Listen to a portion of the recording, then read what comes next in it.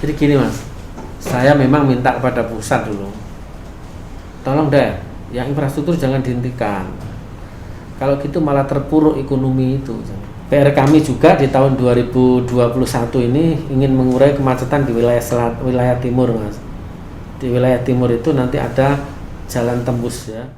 Nah, ini kemudian tadi jenengan Bapak Wali Kota sudah nyinggung soal kebangkitan ekonomi di masyarakat. Apa sih kunci Pemkot Malang, kunci Wali Kota Malang sehingga ekonomi ini tetap bergerak meskipun dalam masa pandemi? Padahal tentu kita lihat bahwa Kota Malang ini kan kota pendidikan. Ya. Mayoritas mahasiswa juga pulang kampung. Tapi ekonominya tetap jalan. Tadi Mas, jadi saya menyampaikan satu ya, Tuhan telah memaksa kita Mas. Tuhan memaksa kita semua ya. Dengan pandemi ini negara maju, negara berkembang dan negara miskin sama. Ya. Ayo sekarang sudah saatnya kita masuk pada gelombang informasi. Ya. Kecepatan by teknologi satu itu, yang kedua moral ya. Yang kiper dari teknologi itu gitu. Lah, saya tadi udah sampaikan bahwa krisis moneter yang saat ini adalah karena demand sama ini permintaan sama produksi tidak bisa nyambung tadi. Ya, nah bagaimana bisa nyambung? Tadi pakai sekarang ngajari saya kemarin agak ya berbesmili lah, bahasa Indonesianya berbesmili apa ya? Ya berbesmili lah. Jadi ada orang sepuh itu Mas. Terima kasih Bapak. Saya dulu tidak punya HP. Ya. Jadi tidak punya HP, ketika ngupload produknya miliknya HP-nya cucunya. HP. Cara moto, sekarang dia sudah punya HP, terus karena bagi dia HP itu walaupun harganya mungkin 500.000 atau 250.000 bukan hanya untuk gengsi-gengsian, untuk sesuatu yang tidak mempunyai manfaat, tapi dia sudah ngupload produknya Mas. Jadi dia membuat kerajinan itu. Sekarang gimana Pak? Ini sudah saya masukkan ke pasar pakai marketplace-nya ini. Sekarang ada permintaan, sekarang minta mana? Oh ini kemarin ada Pak dari luar Jawa sudah banyak yang minta, itu bersyukur lah. Ini saya memberikan edukasi pada seluruh masyarakat Kota Malang, bangkit tadi ya, bangkit kita. Kalau Jawa Tim bangkit maka Malang bangkit ya. Dan ini yang kita kuatkan Mas, kita minta Kopindak ya, terus berkolaborasi dengan Pentahelix tentu. Ya, ini kita kuatkan. Jadi pertama kami injek ya, bahwa Tuhan itu pasti menyampaikan, memberikan ujian ini pasti tujuannya ada. Dan la yukallifullahu nafsan illa wus'aha. Allah tidak pernah membebani sesuai dengan tidak sesuai dengan kemampuan kita. Ini saya terapkan, mampu Pak, mampu. Akhirnya teman-teman bangkit. Mulai awal-awalnya di bulan-bulan Maret ya, April, Mei itu memang shock Mas. Shock bener itu orang. Shock ya. Bayangkan ya, asalnya bisa ketemu terus tidak ketemu, serba takut semuanya kan. Ini pelan-pelan Juni itu sudah mulai bangkit.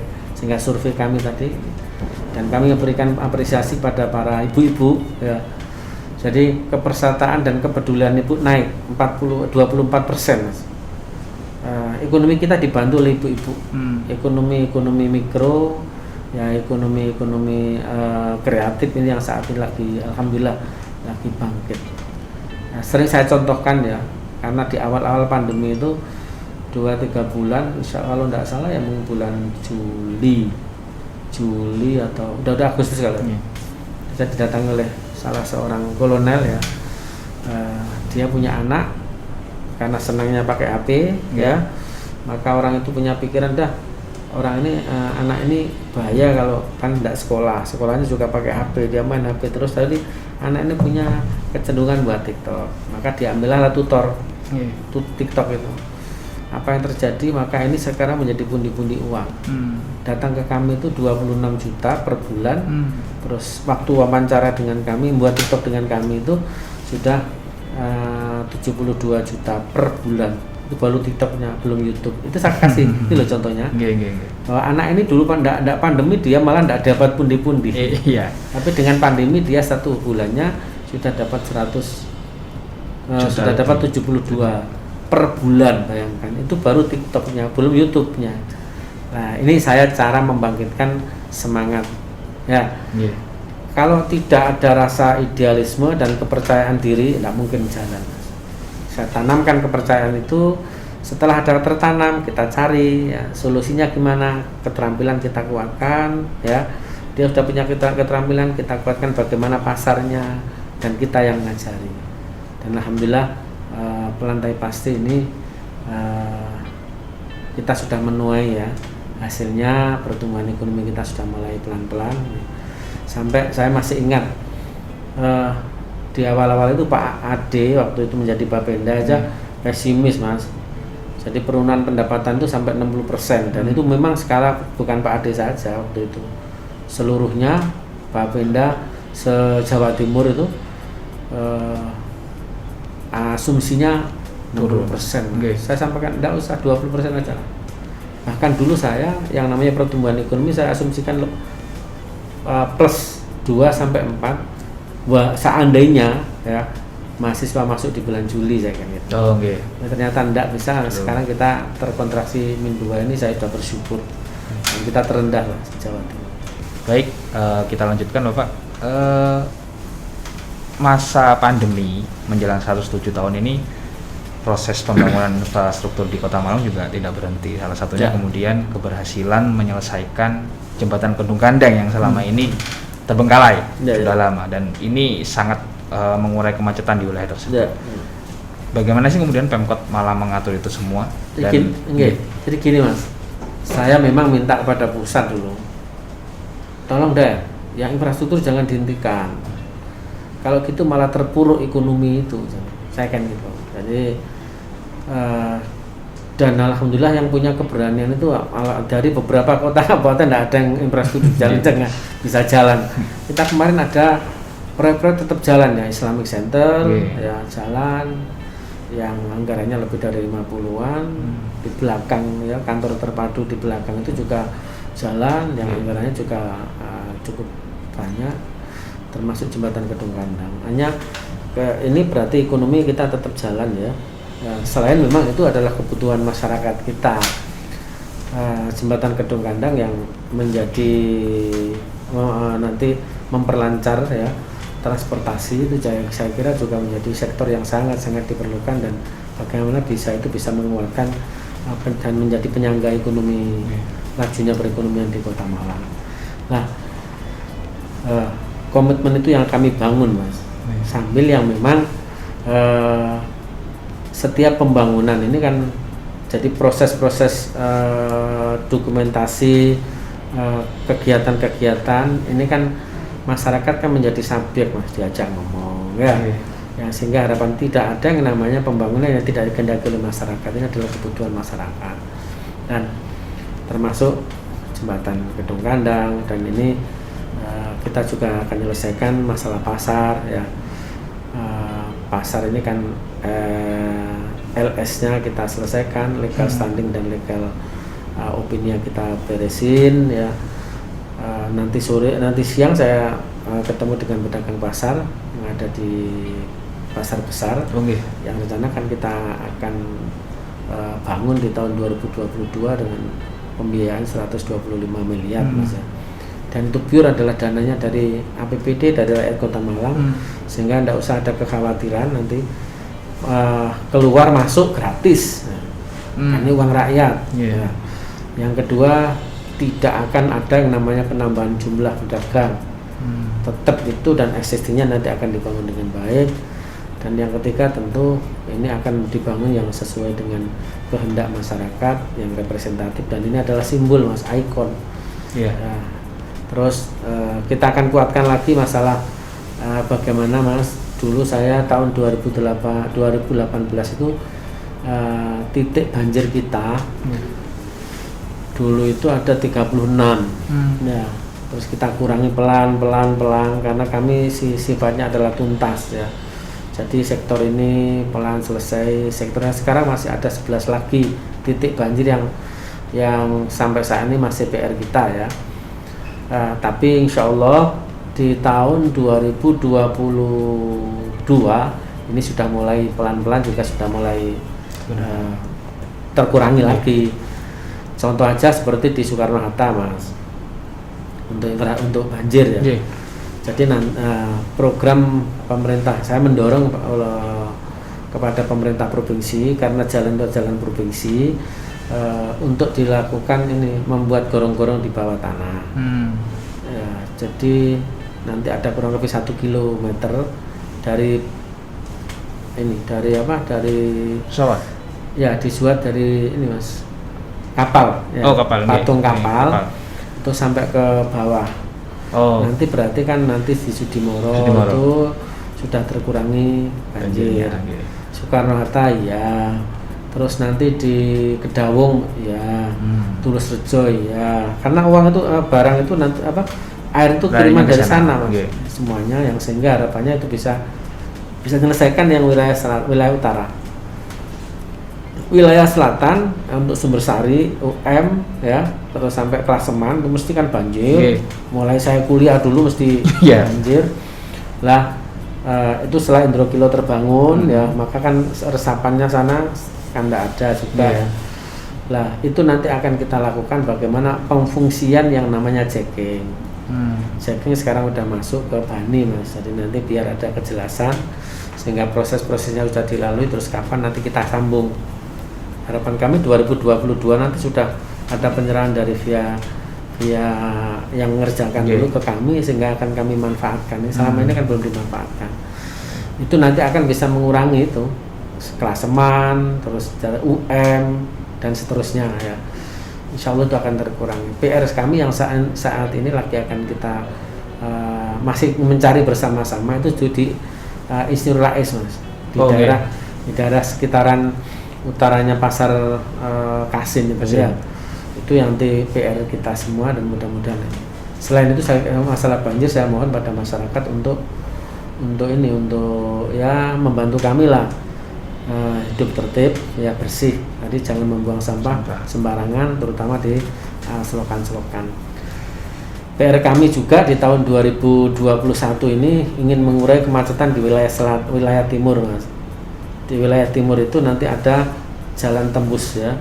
Jadi di Ranugrati itu nanti kalau menuju ke Moharto, nanti pom bensin ke selatan itu akan ada jalan tembus.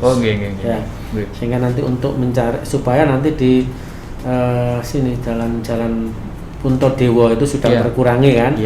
Harusnya nanti dipisah. Jadi kita akan membuat jalur-jalur alternatif ya. Di wilayah barat nanti tahun ini sudah dianggarkan jembatan Telogomas itu Mas. Jadi di dekatnya UMM ya, itu nanti ada penghubung sampai ke Tunggul Wulung. Di baratnya makam itu sambil nanti ada pelebaran di makam itu, nanti kita pangkas ya. Jadi crossnya nanti sana sampai nanti menuju ke perbatasan kita dengan kabupaten. Masjid yang dekat masjidnya milik tanahnya Pak Imam Suprayogo itu. Itu sambil nanti di simpang 5 yang itu juga kredit ya, itu juga nanti akan ada pelebaran. Dan ke selatannya juga mudah-mudahan nanti di wilayah UIN itu ya, ke belakang itu kan, di belakang UIN kan juga alternatif pemecahan dari Gajayana kayak itu. Di pelan-pelan kami akan mengurai itu semua Mas, dan mudah-mudahan ini juga menjadi komitmen kita semua melayani masyarakat tadi ya, supaya seluruh masyarakat juga akan terfasilitasi dengan baik. Untuk itu kami mohon dukungan dari masyarakat untuk membantu kami ya, untuk segera terrealisasi dan untuk menjaga, merawat dan menjaga.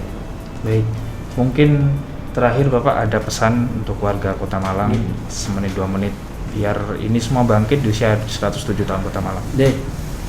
Terima kasih seluruh para pemirsa ya, baik Kerang Alam yang ada di Malang maupun di Indonesia dan seluruh dunia ya, karena Malang itu luar biasa. Mohon doa restu ya, kami seluruh para ASN dan yang diberikan amanah saat ini, bila kami kekuatan oleh Allah Subhanahu wa Ta'ala, dan mohon doanya memang. Yang kedua, kami diberikan amanah terus ini bisa mengemban amanah ini antu'atul amanati il aliyah. Jadi kami komitmen dengan mudah-mudahan kami bisa memegang amanah, karena apapun yang kami lakukan ya kelak akan dimintai pertanggungjawaban oleh Tuhan. Yang ketiga, saya mohon ya kepada para pemirsa dan yang ada di Kota Malang maupun yang di luar ya, bahwa Malang itu bukan miliknya Sutiaji Edi, miliknya wali kota dan wakil wali kota, tapi Malang itu milik kita semua. Ayo bersama-sama berikan kami saran, kritik ya, tapi juga solutifnya, yang sehingga harapannya Malang ini akan bisa terbangun dengan baik. Dan yang ketiga, ayo kita budayakan saling menghormati ya. Saat ini insya Allah di tahun 2021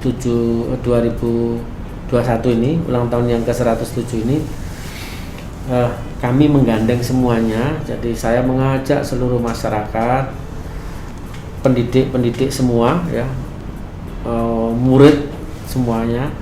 Saya minta bahwa Malang ini kan kota heritage, itu kan kota yang harus menghormati jasa yang lain.